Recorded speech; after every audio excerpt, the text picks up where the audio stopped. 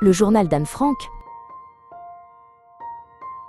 En 1929, Anne Frank est née à Francfort en Allemagne. C'était une fillette vive et curieuse qui aimait lire des livres et écrire des histoires. Elle passait ses journées à rire avec sa famille autour de la table et à partager ses rêves d'avenir avec ses amis à l'école. À cette époque, Anne ne savait pas encore que l'écriture deviendrait un jour la plus grande force qui la soutiendrait.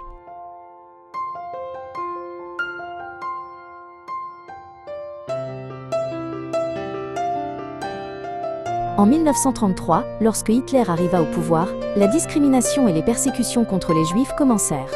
La famille d'Anne se vit interdire l'entrée des parcs simplement parce qu'elle était juive, et les restrictions à l'école et au travail devinrent chaque jour plus sévères.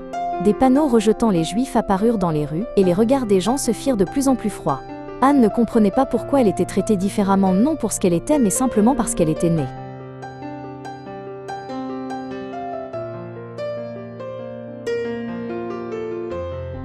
Alors que l'Allemagne devenait de plus en plus dangereuse, la famille partit s'installer à Amsterdam, aux Pays-Bas. Mais la guerre et la haine franchirent les frontières et les suivirent, et même là-bas, la sécurité n'existait plus. À l'été 1942, une convocation arriva ordonnant à Margot, la sœur d'Anne, de se présenter dans un camp de travail. Comprenant qu'il ne pouvait plus attendre, la famille décida de mettre à exécution le plan de cachette préparé depuis si longtemps.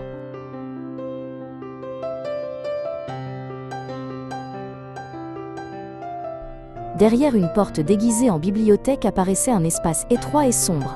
La lumière du soleil y entrait à peine, et l'endroit était si exigu qu'il devenait difficile de respirer à tant de personnes. C'était l'annexe secrète où la famille d'Anne et d'autres familles juives devaient se cacher ensemble.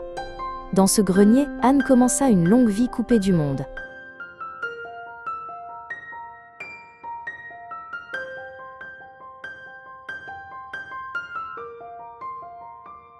Pendant la journée, il devait être attentif au moindre bruit pour ne pas être découvert par les employés du dessous. Même un petit rire ou le frottement d'une chaise pouvait mettre la vie de tous en danger. À travers une fente de la fenêtre, Anne voyait la rue où la vie ordinaire continuait comme si de rien n'était. Pour elle, cette scène devint un monde lointain qu'elle ne pouvait plus atteindre.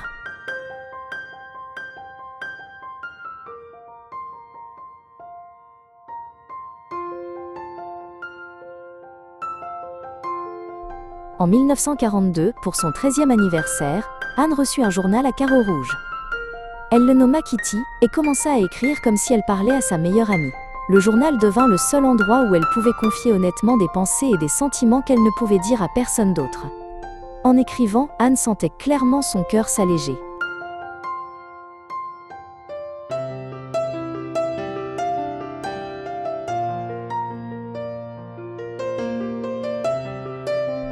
Anne nota sa peur et sa solitude, ainsi que l'amour qu'elle portait à sa famille. Bien que son corps fût enfermé dans un espace étroit, l'écriture lui donnait le sentiment d'être reliée au monde. Des émotions qu'elle ne pouvait exprimer à voix haute commencèrent à prendre forme en phrases. Le journal n'était pas seulement un témoignage pour Anne, mais un outil qui protégeait son cœur.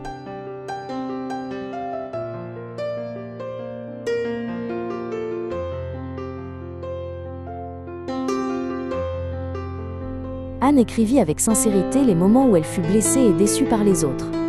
Malgré tout, elle écrivit qu'elle voulait croire en la bonté des êtres humains. Plus le monde devenait cruel, plus Anne s'attachait désespérément à l'espoir. Cette croyance était une petite lumière qui ne s'éteignait pas facilement, même dans le grenier sombre.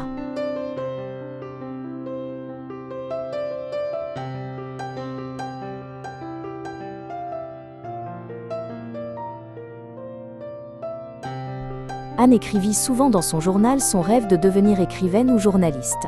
Elle souhaitait qu'à la fin de la guerre, elle puisse retourner à l'école et étudier et écrire librement.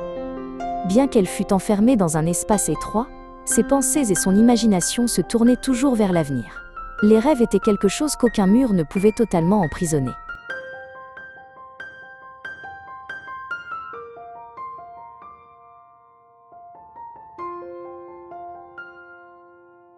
La vie dans la cachette ne dura pas seulement quelques mois, mais une année puis 2. Avec le temps, la tension et l'angoisse augmentèrent, et les conflits entre les personnes vivant ensemble s'intensifièrent. Anne écrivit avec honnêteté ses sentiments complexes et ses conflits avec sa mère. Son écriture s'approfondit et sa pensée mûrit rapidement.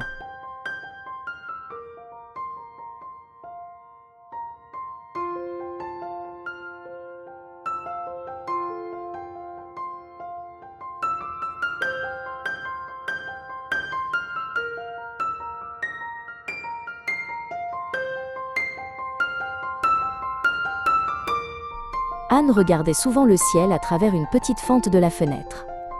Le mouvement des nuages et le vol des oiseaux lui semblaient être des symboles de liberté. Ces brefs instants devinrent un réconfort précieux, qui lui donnait la force de continuer à vivre. Pour Anne, le ciel paraissait être la preuve que l'espoir n'était pas complètement fermé.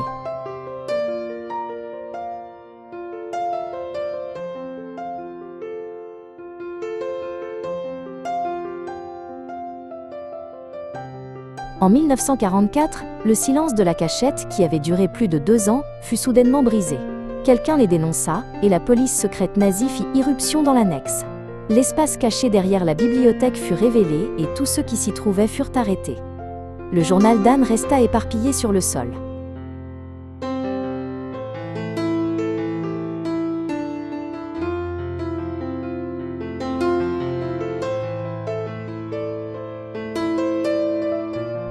Anne et sa famille furent envoyés à Auschwitz après être passés par Westerbork. La réalité qui les attendait était bien plus cruelle que toutes les peurs connues auparavant. La faim, le froid et la maladie affaiblirent de plus en plus le corps d'Anne. Le journal ne put plus continuer.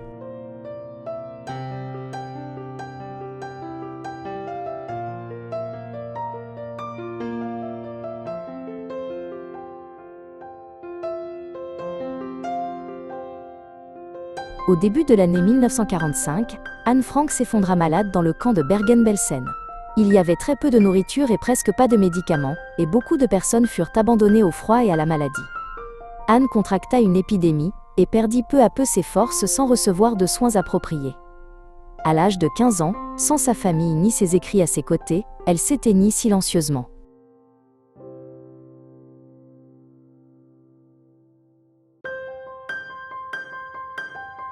Après la fin de la guerre, seul son père, Otto Frank, revint vivant. En lisant le journal de sa fille, il découvrit un monde intérieur profond, qu'il n'avait jamais connu. Il ne put pas tout publier tel quel, et certaines parties furent supprimées ou modifiées. Malgré cela, Otto décida que cette histoire devait être transmise au monde.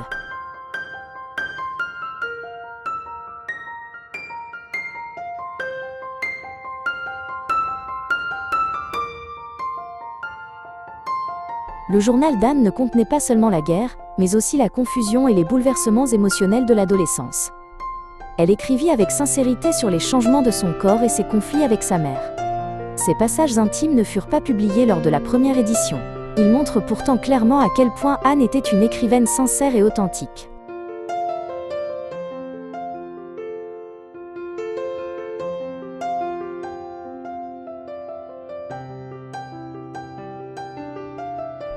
Le journal d'Anne fut finalement publié et partagé avec le monde.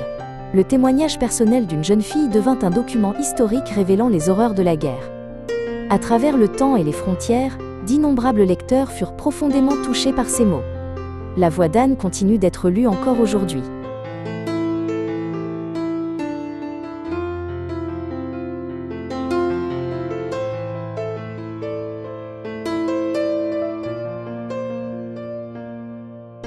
Anne Frank a vécu une vie courte, mais ses pensées et ses questions n'ont pas disparu. Son journal a prouvé que les mots peuvent laisser des étincelles d'espoir même dans l'obscurité. L'écriture d'Anne nous parle encore aujourd'hui. Elle nous demande ce que nous devons retenir et comment nous devons vivre.